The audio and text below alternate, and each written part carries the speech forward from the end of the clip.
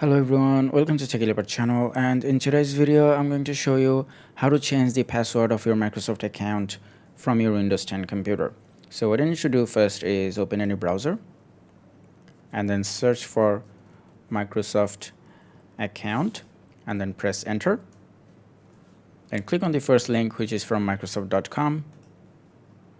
Now first you need to sign in with your account, so you need to click on the sign in button here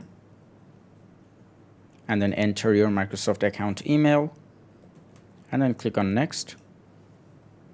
Now enter your current password and then click on sign in. Now from here you can just click on no. Now in order to change the password, you can see that you have the change password option on the top right corner here. So all you need to do is click here. Now Microsoft will ask you to verify your identity, so what you can do is click on your email and then they will send you a code to that email. So what you need to do next is log into that email. So I'm just going to do that quickly. Now once you're in the inbox, you will see a security code. Here you can see mine. So I'm just going to click here and then copy the code and then paste it here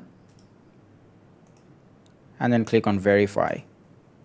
Now I'm just gonna say no thanks here, and then now you need to enter your current password and then enter your new password and then re-enter your new password and then click on save. And as you can see here, we have just changed the password of our Microsoft account. And that's it for today. I hope this video was helpful. If it was, please give it a thumbs up and I'll see you guys in the next one.